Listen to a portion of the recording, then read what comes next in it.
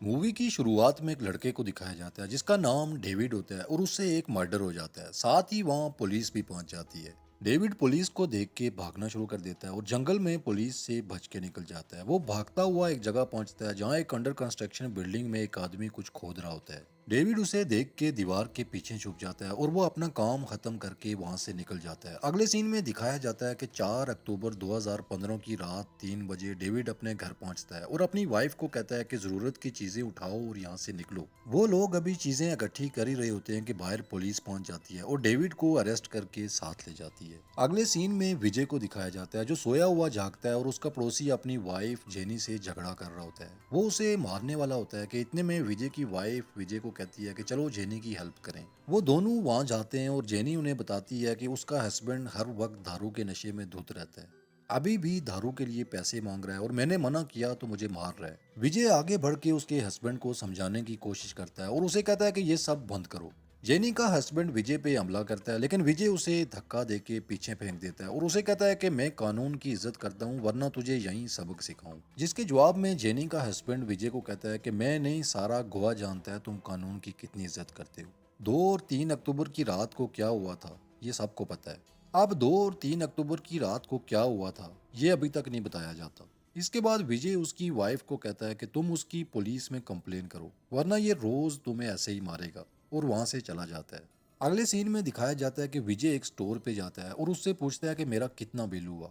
वहां बैठे 3 लड़के विजय पे तंज करते हैं और आपस में कहते हैं कि फिल्म इंडस्ट्री के लोग अच्छे नहीं हैं, उनका आए रोज कोई नया स्कैंडल आया होता है। विजय उन्हें कुछ बोल के निकल जाता है और वो लड़के आपस में कहते हैं कि छोड़ो यार इसे, ये क्रिमिनल है, मर्डर किया है इसने। अब विजय ने किसका मर्डर किया था, मर्डर किया भी था या नहीं, ये अभी तक नहीं दिखाया गया था। विजय की 2 बेटियां होती हैं, बड़ी बेटी का नाम अंजू और छोटी बेटी का नाम अनु होता है और विजय फिल्म डायरेक्टर होता है।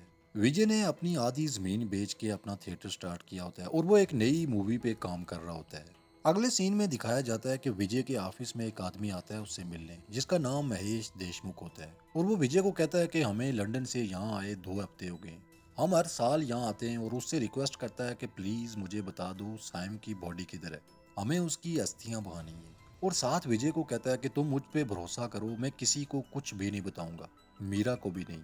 जिस पर विजय उसे कहता है कि मैं चाह कर भी तुम्हें नहीं बता सकता और उससे रिक्वेस्ट करता है कि आइंदा यहाँ नहीं आना। जैसे जैसे कहानी आगे बढ़ रही होती है कहानी में सस्पेंस बढ़ता जा रहा होता है। ये महेश देशमुख कौन था, ये साइम की बॉडी से विजय का क्या लेना देना था, और साइम कौन था, उसके साथ क्या हुआ, ये सब सवाल कहानी में सस्पेंस को मजीद बढ़ा रहे थे। इसके बाद विजय एक रॉबिन नाम के आदमी से मिलता है और उसे पैसे देता है, साथ उसे सॉरी बोलता है कि मैं तुम्हारी बेटी की शादी में नहीं आ सका। जिस पर रॉबिन विजय को थैंक्स बोलता है कि तुमने मेरी बेटी की शादी का खर्चा उठाया, मेरी मदद की और अब फिर पैसे दे रहे हो। विजय उसे कहता है कि ये तुम्हारी बेटी के लिए। कहानी आगे बढ़ती है और दिखाया जाता है कि वही लड़का डेविड जिसको मूवी की शुरुआत में पुलिस ने मर्डर केस में गिरफ्तार किया था, वो 7 साल की सजा पूरी करके जेल से रिहा होकर घर वापस आता है। वहाँ उसकी वाइफ उसे बताती है कि तुम्हारे जेल जाने के बाद घर भेजकर मैंने लोन रीपे किया है और बड़ी मुश्किल से घर चलाया मैंने, बेटे को भी स्कूल से निकलवा दिया था क्योंकि पैसे नहीं थे। इसके बाद महेश के घर को दिखाया जाता है जहाँ साइम की याद में एक प्रोग्राम हो रहा होता है। महेश वहाँ से उठ के अंदर जाता है और अपनी वाइफ मीरा को कहता है कि बाहर चलो, सब लोग तुम्हारा वेट कर रहे हैं, और उसे बताता है कि मैं विजय से मिलने गया था साइम की अस्थियों के लिए, लेकिन उसने मुझे नहीं बताया। मीरा महेश की वाइफ और साइम की माँ होती है। अभी तक ये नहीं बताया गया था कि साइम को क्या हुआ और उस सब का विजय से क्या कनेक्शन था। अगले सीन में विजय को एक आदमी के साथ रेस्टोरेंट में दिखाया जाता है। वो विजय से पूछता है कि फिल्म कब तक कंप्लीट करोगे, ये ना हो कोई इस फिल्म की स्टोरी छुपा ले। जिस पर विजय उसे बताता है कि मैंने एक बुक छपवा दी है जिसमें इस फिल्म की पूरी स्टोरी है और इस बुक के कॉपीराइट्स मेरे पास हैं। अब हमारी कहानी को कोई नहीं चुरा सकता। विजय के साथ ही इसका दोस्त कौन था इसका नाम अभी तक नहीं दिखाया गया था और ना ही ये दिखाया गया था कि ये काम क्या करता है। दूसरी तरफ जेनी को विजय के घर विजय की वाइफ नंदिनी के साथ दिखाया जाता है जहां नंदिनी उसे कहती है कि तुम पुलिस में अपने हस्बैंड की कंप्लेन करो फिर वो मारपीट नहीं करेगा। और साथ नंदिनी उससे पूछती है कि वो अंजू के रिश्ते की बात की थी क्या। जिस पर जेनी उसे बताती है कि वो लोग मना कर गए हैं और लोग फालतू की बातें भी बोल रहे हैं विजय सर के बारे में। वो लोग कहते हैं कि अंजू का और उस लड़के साइम का कुछ चक्कर था और विजय ने इन दोनों को एक दूसरे के साथ बुरी हालत में देख लिया था और वहीं उस लड़के को कत्ल कर दिया था। साथ ये भी बताती है नंदिनी को कि लोग तो यहाँ तक कहते हैं कि लड़का शरीफ था, अंजू ने उसे फंसाया। जिस पर नंदिनी गुस्से में आ जाती है और जेनी को कहती है कि शरीफ नहीं था, वो लड़का एक नंबर का बदमाश था, इसीलिए तो जेनी ने उसे। ये बोलने के बाद नंदिनी रुक जाती है और आगे कुछ नहीं बोलती। इसके बाद दिखाया जाता है कि अगले दिन विजय की बेटी अंजू घर से बाहर निकलती है और पुलिस को अपने घर की तरफ आता देख के घबरा के अंदर भाग जाती है और जाके विजय को बताती है कि पुलिस आ रही है। विजय उसे समझाता है कि नॉर्मल बिहेव करो, किसी को कुछ गलत नहीं लगना चाहिए, और साथ ही अंजू विजय को बताती है कि पुलिस घर के पिछले रास्ते से आ रही है। ये सुनकर नंदिनी घबरा जाती है और विजय से पूछती है कि कहीं तुमने घर के पीछे ही तो। वो इतना बोलती है और विजय उसे इशारे से चुप होने को कहता है। इतने में पुलिस आ जाती है और उन्हें कहती है कि हम यहाँ जेनी की कंप्लेन पे आए हैं। क्या आप लोगों ने जेनी के हस्बैंड शिव को जेनी को मारते हुए खुद देखा है? जिस पर वो लोग कहते हैं कि हाँ, हमने देखा है। पुलिस शिव को लास्ट वार्निंग दे के वहां से निकल जाती है। अगले दिन रात में अंजू की आंख खुलती है और वो किचन में पानी पीने जाती है, जहाँ उसे बाहर लॉन में किसी के जमीन को खोदने की आवाज आती है। वो खिड़की से झांक के बाहर देखती है, जहाँ मीरा पुलिस के साथ खड़ी होती है और पुलिस एक गड्ढा खोद रही होती है और वहां से उन्हें एक डेड बॉडी मिलती है। ये देख के अंजू डर जाती है और भागती हुई विजय को जगाने जाती है कि इतने में अंजू की आंख खुल जाती है। ये अंजू सपना देख रही होती है और इसके बाद अंजू ट्रामा में चली जाती है। अगले दिन डेविड मार्टिन के कैफे पे बैठा होता है और जाते हुए उससे पूछता है कि क्या आपका कोई जानने वाला ऐसा है जो मुझे काम दे सके। इतने में वहाँ विजय आ जाता है और मार्टिन विजय को कहता है कि अगर आपके पास कोई काम है तो डेविड को अपने साथ रख लें। विजय डेविड को कहता है कि अभी तो नहीं है, लेकिन तुम अगले हफ्ते मेरे ऑफिस आके मुझसे मिलो। अगले सीन में विजय की वाइफ नंदिनी को जेनी के साथ दिखाया जाता है, जहाँ वो जेनी को बताती है कि विजय मेरी कोई बात नहीं सुनता। जब भी मैं इस बारे में उससे बात करती हूँ वो मुझे रोक लेता है। मुझे लगता है कि खतरा अभी टला नहीं है, कोई तूफान बहुत तेजी से हमारी तरफ बढ़ रहा है। लेकिन विजय हर बात को लाइट लेता है, जैसे कोई मसला ही ना हो। इसके बाद एसपी सावंत को दिखाया जाता है, जो घर में खाना खा रहा होता है कि उसे आईजी पुलिस की कॉल आती है और वो उसे किसी को थाने लाने का बोलता है। एसपी सावंत वहां से निकलता है और एक पुलिस ऑफिसर जिसका नाम गायतवांडे होता है और पिछले 7 साल से सस्पेंड होता है, उसे साथ लेके आईजी ऑफिस जाता है। आईजी उस गायतवांडे को कहता है कि विजय के केस के बारे में तुम बिल्कुल ठीक थे। वो केस की बात कर रहे होते हैं कि वहाँ सावंत कहता है कि विजय के खिलाफ हम कुछ नहीं कर सकते क्योंकि हमारे पास एविडेंस कोई नहीं है। वहीं एंट्री होती है मीरा की और वो उन्हें कहती है कि एविडेंस भी मिल गया है। यहाँ कहानी एक नया मोड़ लेती है और मीरा जेनी और उसके हस्बैंड शिव को अंदर बुलाती है, जो विजय के घर के सामने रहते थे, और साथ ही उन्हें बताती है कि ये दोनों अंडरकवर पुलिस ऑफिसर्स हैं और इन्हें हमने ही रवि के घर के सामने प्लांट किया था। और यहाँ हमें पता चलता है कि मीरा और पुलिस विजय के कितने करीब थे। वहीं हमें यह भी पता चलता है कि रवि के घर में रिकॉर्डिंग डिवाइसेस भी लगाई गई हैं, लेकिन रवि हमेशा पुलिस से एक कदम आगे रहता था।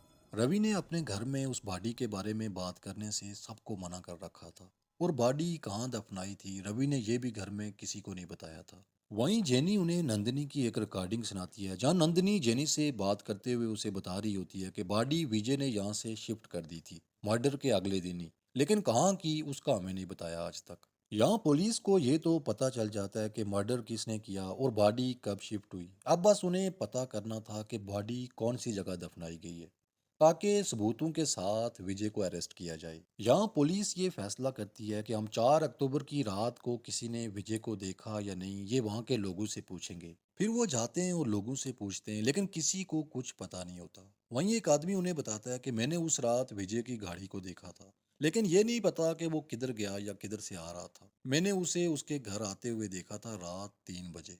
अब पुलिस ये ऐलान कर देती है कि 4 अक्टूबर की रात विजय ने बॉडी कहाँ छुपाई, जो भी उसके बारे में हमें इन्फॉर्म करेगा उसे 5 लाख रुपया इनाम दिया जाएगा।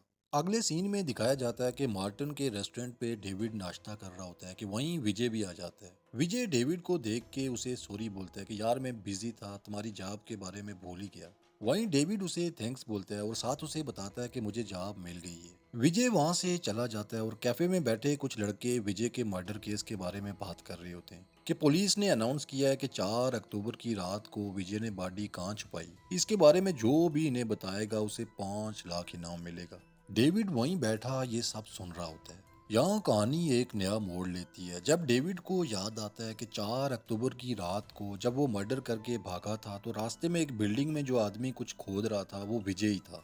अब डेविड पुलिस स्टेशन जाता है और उन्हें बताता है कि 4 अक्टूबर की रात 3:30 बजे विजय ने बॉडी कहाँ दफनाई थी। मुझे उसका पता है, लेकिन मैं जगह बताने का 25 लाख लूंगा।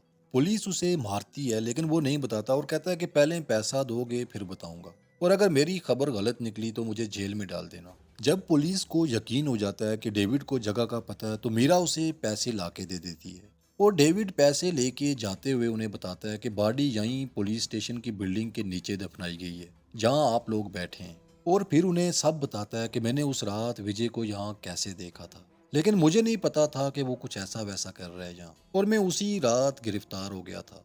7 साल बाद बाहर आया हूँ। इस मर्डर केस के बारे में भी मुझे कुछ पता नहीं था कि इसमें विजय इन्वॉल्व है।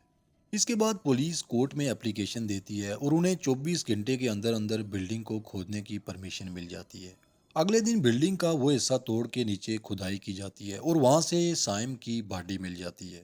साथ ही पुलिस उसे फोरेंसिक लैब में डीएनए टेस्ट के लिए भेज देती है, ये प्रूफ करने के लिए कि ये बॉडी वाकई साइम की है। इधर विजय को पता चलता है कि पुलिस स्टेशन में आज पुलिस बिल्डिंग का एक हिस्सा तोड़ के नीचे खुदाई कर रही है, और विजय समझ जाता है कि क्या होने वाला है। और वो अपने दोस्त को फोन करता है जिसके साथ वो अक्सर बैठ के दारू पीता रहता था और जिसका नाम इस मूवी में अभी तक नहीं बताया गया था, और ना ये बताया गया था कि वो काम क्या करता है। उसे कहता है कि मैं तुम्हारे दफ्तर आ रहा हूँ, आज बैठ के दारू पियेंगे। दूसरी तरफ पुलिस अदालत में विजय और उसकी फैमिली के रिमांड की दरखास्त करती है, जहां उन्हें अदालत विजय और उसकी फैमिली का 8 घंटे का रिमांड दे देती है।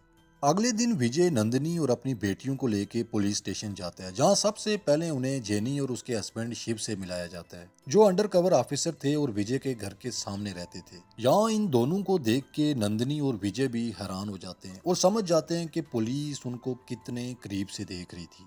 इसके बाद इनसे पूछताछ शुरू होती है लेकिन वो नहीं मान रहे होते।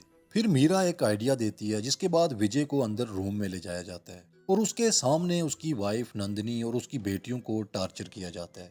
ये सब देख के विजय पुलिस के सामने सरेंडर कर देता है और वीडियो बयान दे देता है जिसमें वो इतराफ करता है कि उस रात जब मैं घर आया तो मेरे घर के बाहर एक लड़का था। मैं समझा चोर है और मैंने उसके सर में सरिया मारा जिससे उसकी वहीं डेथ हो गई, और फिर पुलिस के डर से मैंने उसकी डेड बॉडी यहाँ लाके छुपा के दफना दी। लेकिन इसमें मेरी फैमिली का कोई कसूर नहीं है, ये सब मैंने किया था, इसलिए आप मुझे गिरफ्तार करें और मेरी फैमिली को जाने दें।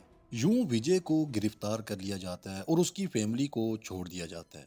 अब आप समझ रहे होंगे कि ये कहानी का दी एंड है, लेकिन नहीं, कहानी यहाँ खत्म नहीं होती, बल्कि कहानी तो यहाँ से शुरू होती है। अगले 3 मिनट में आपको पता चलेगा कि विजय कैसे पुलिस से हमेशा एक कदम आगे रहता था। ये सारी कहानी विजय लिख रहा था और सब कुछ उसी कहानी के मुताबिक चल रहा था। कहानी आगे बढ़ती है और अगले दिन विजय को अदालत में दिखाया जाता है, जहां पुलिस विजय का एतराफी वीडियो बयान अदालत को दिखाती है। यहाँ कहानी में एक नया ट्विस्ट आता है जब विजय की वकील अदालत को बताती है कि ये एतराफी बयान विजय के सामने उसकी फैमिली को टार्चर करके उससे जबरदस्ती लिया गया है। विजय भी जज साहब को यही बताता है। साथ ही विजय की वकील जज साहब को एक नावल देती है और उन्हें बताती है कि विजय के ऊपर लगाए गए इल्जाम मन गढ़ंत हैं और पुलिस ने ये सारी कहानी इस नावल से लेके घड़ी है। ये नावल भी असल में विजय ने ही छपाया था, लेकिन किसी और के नाम से छपाया था, और ये विजय ने बाय डिजाइन किया था। जैसे कि स्टोरी के दरमियान में विजय अपने एक दोस्त को बता रहा होता है कि मैंने अपनी आने वाली मूवी की स्टोरी को एक बुक में लिख के छपवा दी है ताकि मेरे पास कॉपीराइट्स हों और कोई मेरी कहानी ना चुरा सके। लेकिन विजय ने ये नावल कॉपीराइट्स की वजह से नहीं बल्कि इसी वजह से छपवाया था कि एक दिन यही नावल अदालत में मुझे बचाएगा। जज साहब अभी ये नावल देख रहे होते हैं कि वहीं साइम की बॉडी के डीएनए टेस्ट का रिजल्ट भी आ जाता है और पता चलता है कि वो बॉडी साइम की थी ही नहीं। जज यहाँ पुलिस को ठीक ठाक सुनाता है कि एक तो नावल की स्टोरी इस पे फिट कर दी, जबरदस्ती उससे जुर्म मनवाया, और ऊपर से ये डीएनए भी साइम का नहीं निकला, और साथ ही जज विजय को रिहा करने का हुक्म दे देता है। यहाँ हमें पता चलता है कि विजय का वो दोस्त जिसके साथ वो हमेशा बैठ के शराब पीता था वो फोरेंसिक लैब में सिक्योरिटी गार्ड था, जिसे एक्टिंग का बहुत शौक था, और विजय ने उसकी इस कमजोरी को जानने के बाद उसे फिल्म में काम देने की लालच दे के अपना दोस्त बना लिया, और यूं विजय की रसाई फोरेंसिक लैब तक हो गई। जिस दिन पुलिस ने बॉडी फोरेंसिक लैब में भेजी उसी रात विजय अपने उस दोस्त के साथ फोरेंसिक लैब में दारू पीने जाता है और उसे ढेर सारा दारू पिला के नशे में धुत करता है, और खुद वहां से साइम की बॉडी के डीएनए के लिए आए हुए सैंपल्स को किसी और सैंपल से चेंज कर देता है। और जिन सिंपल से वो साइम के सिंपल्स को चेंज करता है वो उसने एक क्रिश्चियन कब्रिस्तान में से निकाले थे और बहुत टाइम से अपने पास रखे थे, क्योंकि उसकी कहानी के मुताबिक उसे पता था कि पुलिस एक ना एक दिन बॉडी तक पहुंच जाएगी। और उसे ये भी पता था कि वो उन्हें लैब में डीएनए के लिए भेजेगी। तभी विजय ने लैब के सिक्योरिटी से बहुत पहले ही दोस्ती कर दी थी। यूं विजय अपने शातिर दिमाग और पुलिस से हमेशा एक कदम आगे रहने की वजह से इस केस से बरी हो जाता है। पुलिस को सब पता था, लेकिन विजय के एविडेंस और कोई निशान पीछे न छोड़ने की वजह से पुलिस भी कुछ न कर पाई। मूवी के आखिरी सीन में दिखाया जाता है कि विजय मीरा के हस्बैंड महेश की गाड़ी के सामने साइम की अस्थियां रख के आ जाता है और वो लोग जाके साइम की अस्थियों को बहा देते हैं। इधर विजय अपनी फैमिली के साथ घूमने जाता है और यहीं ये मूवी खत्म हो जाती है।